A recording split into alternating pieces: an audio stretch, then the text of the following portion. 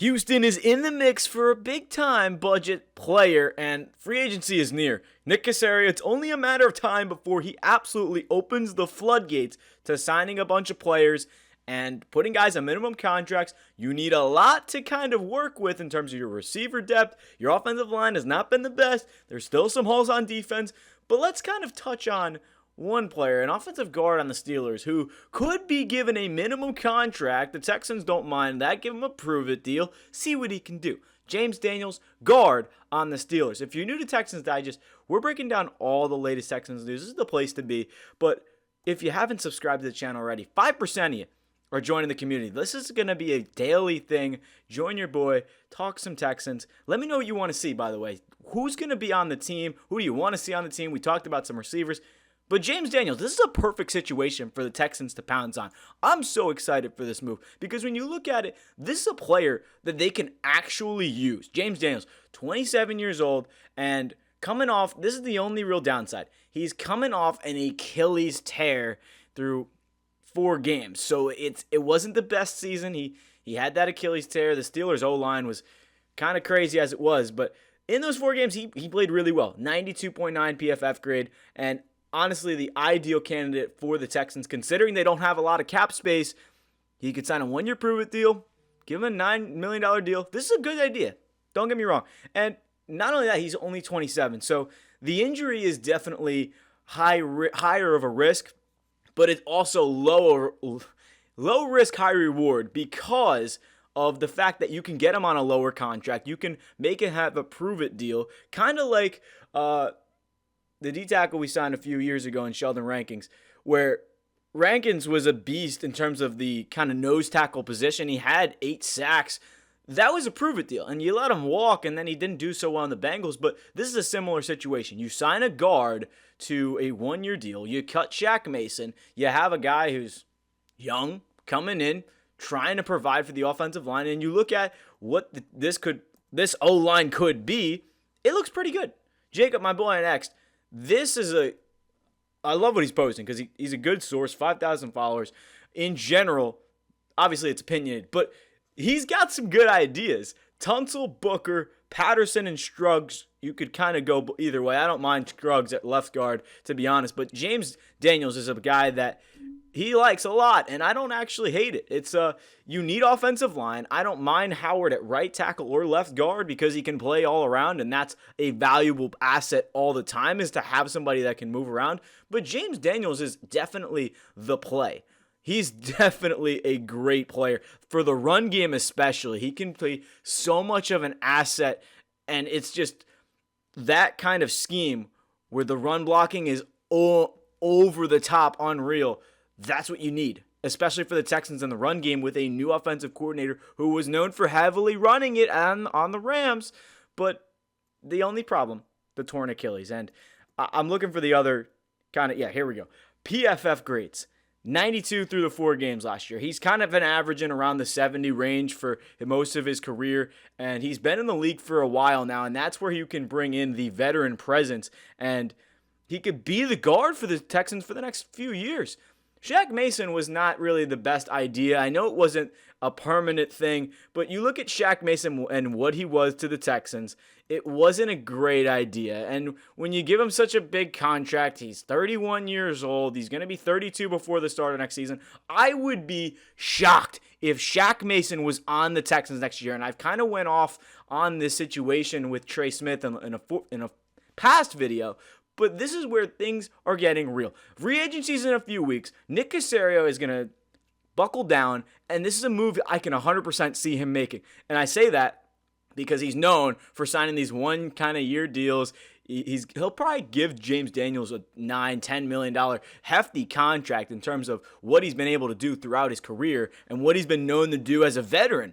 But the injury is a big thing. Coming off an Achilles tear, it's not the best look for a guard. You could also look at Will Fry coming off a kind of a tibia injury. That's definitely a better idea to go after than somebody who's dealing with a tendon problem or a muscle. It's a lot different than a bone break or a fibula fracture. So Looking at the offensive lineman, there's definitely a few different options you can go with. I think Daniels definitely, that 1-year potential would be a great idea, and people predicting it already. This is just a source found on Sports Illustrated, an article saying basically that they are going to go after James Daniels, which is not a bad idea. It's an intriguing idea, and the Texans need offensive line badly. The problem is when you don't have a lot of cap space, and I kind of proposed this idea a few months back, which was trading Laremy Tunsil, and a lot of people kind of gave me some backlash for it, but it's not a terrible idea considering the cap situation,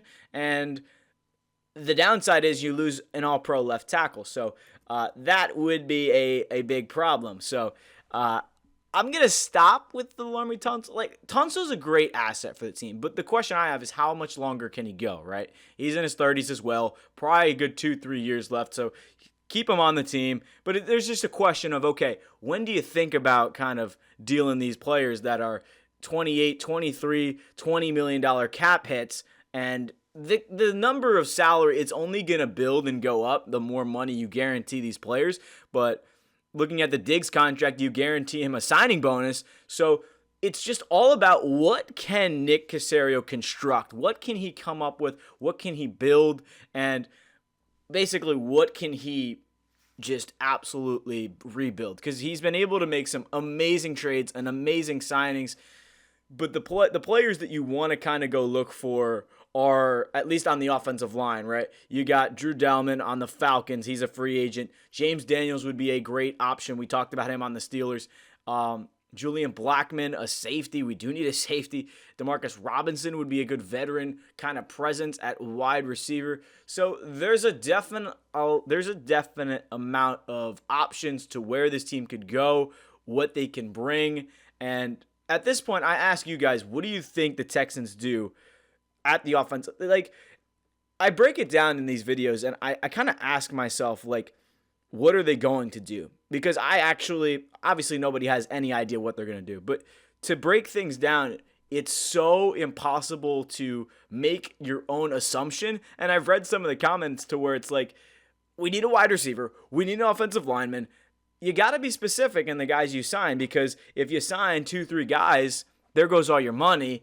Now what? So this is a part where we are not GMs. Fans are not GMs. Nick Caserio is there for a reason. He's a mastermind. He's been able to restructure contracts in the past. He's been known for pulling off these massive deals. And it was a little bit of controversy when he got in the building because of the relationship with Jack Easterby, who's now gone. And it's just been a lot of controversy there. But James Daniels is a perfect fit. Put him at guard. I know the injury is a crazy kind of eye-opener. Okay, Achilles, I don't know if we want to invest in that, but a 1-year contract, why not bring him aboard? $7.5 million deal, 1 year, $8 million. I think he'd sign that, and the Texans very badly need a guard. The problem is you have other teams that would be willing to give him a big contract, similar to Trey Smith, where I don't think you get Trey Smith basically because of the big contract. We talked about it, but there's so many different things the Texans can do. And right now, I think the biggest thing to do is to get players on minimum contracts. If you can sign anybody to a 1-year, $5 million deal, that kind of eliminates the cap problems. And if you can revert most of their salary into a signing bonus off of a 1-year contract, that's huge. And that does not add to the cap space. So first order of business, get rid of Shaq Mason. I don't know why he's still on the team. I know that you're going to eat some money. It's going to be a little bit disappointing, but in the end, it's definitely the right thing to do, because you look at the Texans cap space, barely over $5 million, and you can't really go out and get a guy like T. Higgins or anybody crazy when you have no cap space. So right now, if you were to cut Shaq Mason, you would probably have to eat close to $5-6 million in cap space. So that would be kind of a problem. However, I don't like the contract that they gave him to begin with, but at this point, try and trade him. He's 31. Nobody's going to really want him. And this is the problem of signing a veteran who, first, you traded for him on the Patriots, and it was a kind of a lower risk. And then they give him the contract was on the Patriots already. But all that is just kind of irritating me, because it's like, you look at James Daniels, and it's like, okay, 27, he's younger than Mason. He wants a 1-year deal. Well, not once, but He's coming off an injury, hence the 1-year deal. So there's definitely a lot of benefits there. And I think Caserio needs to figure out what to do with the money. And if I had the graphic right now, I'm sorry I don't have it, but the cap space problems is really Dalton Schultz is getting $14 million in cap hit, and he's a $14 million cap hit. That's a big problem. Shaq Mason is a $15 million cap hit. That's a problem. DeMeco Autry, he's a $10 million cap hit. They talked about potentially either getting rid of him or reworking his salary. So just a lot to kind of digest. As a fan especially, you want to go after so many different players in terms of, okay, safety, let's go get Javon Holland. Let's go get T. Higgins. Let's slow your roll. Let's back it up. The likelihood of actually getting any of those players is slim to none.